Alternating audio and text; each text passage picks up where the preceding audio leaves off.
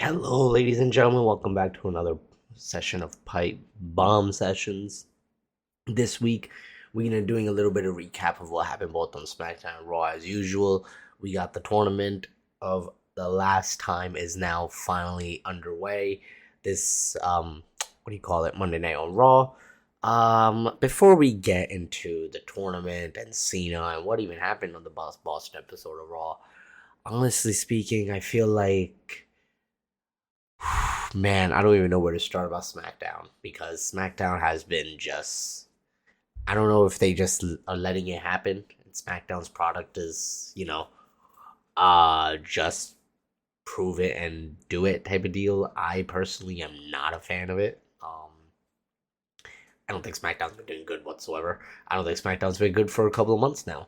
But especially last couple of weeks, it's really gone downhill. I thought we were getting creative changes when it came to SmackDown. It seems like those creative changes got lost somewhere because we had that one really, really good episode of SmackDown, and then ever since then, it's just been like, what are we really watching? And like, am I wasting my time on this? Like, what's going on? I don't really know what's up with it. I don't know how they're gonna fix it. I just know that their investors, otherwise known as ESPN and Disney, they're really not happy. ESPN gave last week's SmackDown an F minus, ladies and gentlemen. F minus is crazy. Like, that is actually insane. You put all this money in, and you're telling me that F minus is being given to one of your shows and products, and you still want to have ESPN and all these guys obviously still involved and everything else going on with it.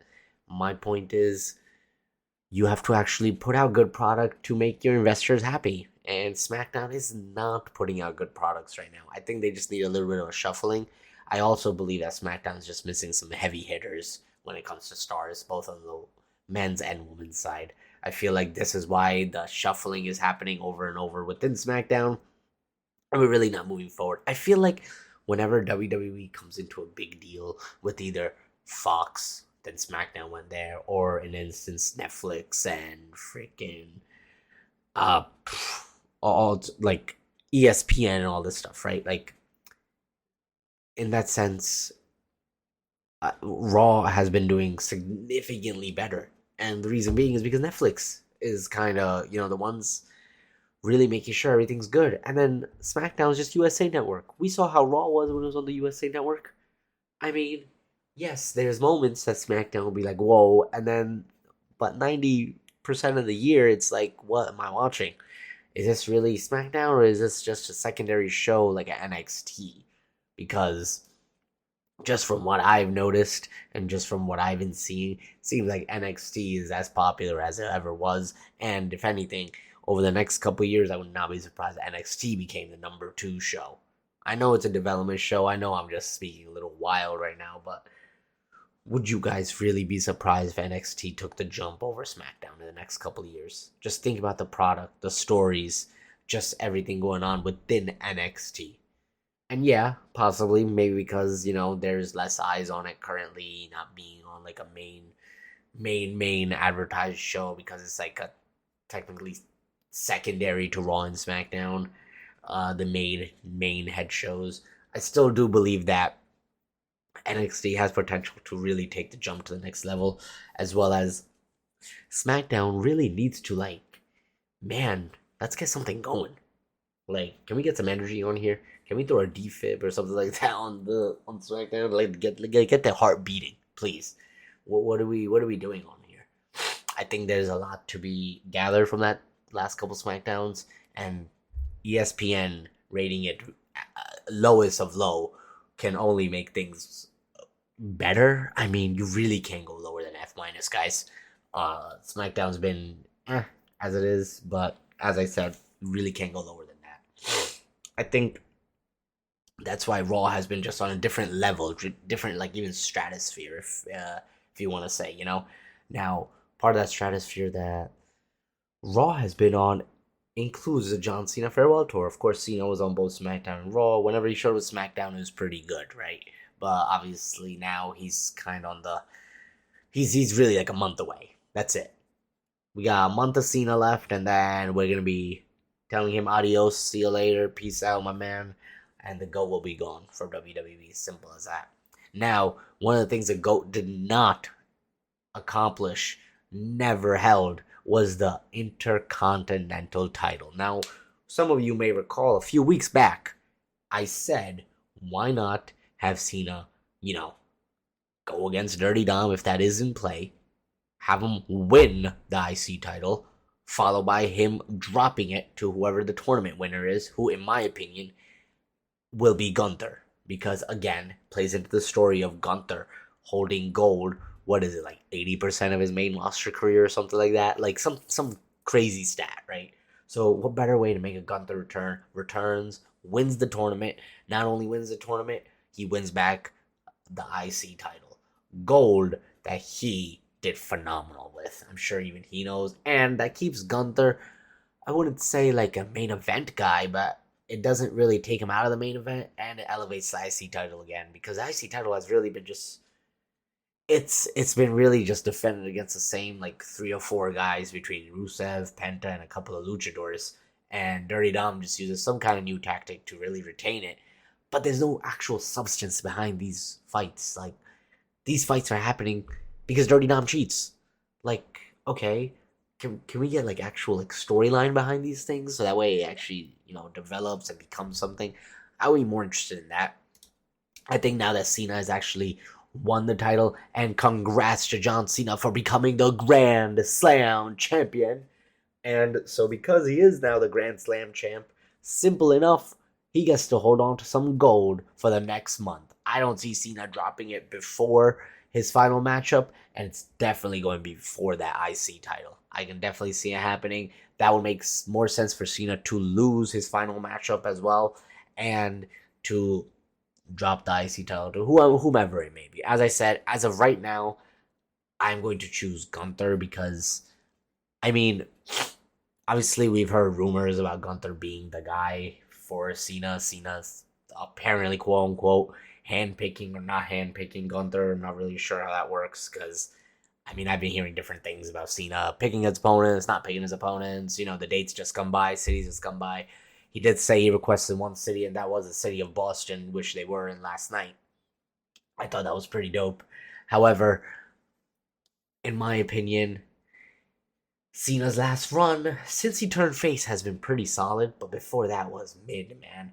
And my thing is, what is WWE going to do after John Cena leaves? Because they have a lot of injuries, and they don't really have a lot of crazy storylines going on. That's like really like new and rejuvenated. Like, whoa, okay, like we got this going on now. Like, nah, not really. Like, okay, yeah, cool. We got like War Games coming up soon. Teams are gonna get together. Let's see. I think the Rollins injury with the Vision really, really screwed things up, because obviously he was gonna be part of the Vision and the leader he was. But now it's like, what are we doing? Of course, we saw within the last 2 weeks of Raw that Logan Paul has now joined the Vision. Now, so there's three of them. Paul and both the Bronze. Yeah, 3 of them. I was counting Paul Heyman as well. So I guess if you count, it would be 4. Of course, they come out when Punk's out there. Punk calls him down to the ring. Jey Uso shows up out of nowhere to have some backup for Punk, and then obviously it's 2-on-3. So who comes out? You would think the guy who's been facing these guys for the last month, pretty much, in LA Knight. Yeah. But LA Knight's not even available. His music didn't hit. Whose music hit? Cody Rhodes. Which, don't get me wrong, I have nothing against Cody Rhodes, but damn, I really hope this is not the case, but you guys kind of took out LA Knight for Cody Rhodes when LA Knight's been in a feud with these guys. He's had some run-ins with Jay and Punk, obviously, as well. The story was right there. I don't know if LA Knight pissed someone off, or possibly that one Raw where he, picked up the sign and showed it on the camera. People backstage may not have been too happy, and they kind of benched him for a little bit. Not really sure. I do hope that LA Knight still does get opportunity. I hope the light is shining on Knight soon again. I feel like last couple weeks, what's happening? Where we at? What's going on? So again, I do hope that just because Cody came out, that he's not the only guy part of the War Games matchup. Possibly we get, someone else added in there as well. So I I hope, like I said, LA Knight's part of it. Of course, War Games is 5-on-5, so there's 2 more spots on both teams actually available. My thing is, who's gonna join the Vision? The good guys, like with Punk, Jay, and Cody, they can find 2 guys. As I said, you still have LA Knight there, and then you could really just use a returning Roman Reigns. That's the 5. The thing is, you need 2 more head honchos on the other side to really even it out. Of course, Paul Heyman has the number of 1 man, the Beast incarnate Brock Lesnar, to call and have him show up for his side. That makes it 4. That means they will need a 5th, maybe a surprise guy. Maybe Austin Theory still gets called up and joins the Vision, regardless of what happened. I don't know, honestly, which way they're going about it when it comes to this. However, let's see how it goes down. I want to see how the men's War Games matchup kind of turns out and turns around in that sense. You know what I mean? Another War Games matchup that is going to be happening will be the women's side. Now, the women's side, obviously, the Kabuki Warriors beat Charlotte and Alexa for the women's tag titles. Congrats to the Kabuki Warriors. They ended up beating them with a little bit of help and distraction from freaking Lash Legend and Nia Jax, costing Charlotte and Alexa. It looks like they might get into a little bit of feud going forward. And the women look like there's 4 of them all of a sudden. And guess who came out? Yes, Io Sky is back. She got beat down, and then the returning Rhea Ripley also returned. So now that's 4-on-4. I'm not sure if the women's side is gonna add a 5th on both sides. I just thought of this just because she turned heel on Raw as well. Technically, if you don't want Stephanie Vaquer defending her title, you can really add her and Nikki on each side. Make it 5-on-5. Nice and easy. I mean, the story itself, you got Nikki on one side, and she just basically doesn't like Stephanie, and that, boom, she's on the other side. If it is going to be indeed 5-on-5, the 4-on-4 teams right now look pretty solid, in my opinion. However, I do think they do need 1 more person just on each side. It seems like the women's War Games matchup is coming along fairly fast and quick, and more efficient than the men's side. I don't know. As I said, just shocked that LA Knight just didn't even show up to help out Punk and Jay. I just hopefully he didn't get thrown to the side, and nobody really minds about LA Knight anymore. Now, before we wrap up this week's episode, I just wanted to have a shout out to someone who honestly I'm in shock that, man. So not only is this man in the tournament, now I think that he actually has a chance. Obviously, I've been saying Gunther, right? Gunther's going to have his matchup next week. There's going to be a couple more opponents that are going to be having their matchups next week. However, one thing that did happen this week was Shinsuke versus Sheamus, and Sheamus ended up advancing. Now, Sheamus also needs the IC title for the Grand Slam Championship. What if this is all leading up to a Sheamus versus John Cena matchup? And Cena puts up his title only for Sheamus to take it off of him, so then he can also become the Grand Slam champion. That is some of, you could say, more of a dark horse prediction. And would I want to see it happen? I don't mind to see it happening. Do I think it's the very first choice and initial choice to make? I don't totally believe so, just because there's a lot of talent and younger stars that Cena could put over. However, let's see how the tournament kind of unravels itself and kind of goes, right? I'm just glad, hey, congrats to GOAT, Grand Slam champion John Cena for becoming the new IC champ.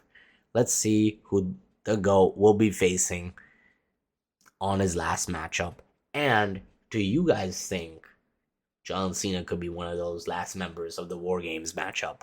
Or perhaps will be defending that IC title in some other capacity or something like that, War Games. Let's see. Let's find out, ladies and gentlemen. Thank you once again for tuning in, as always. Appreciate it. I'll see you guys next week.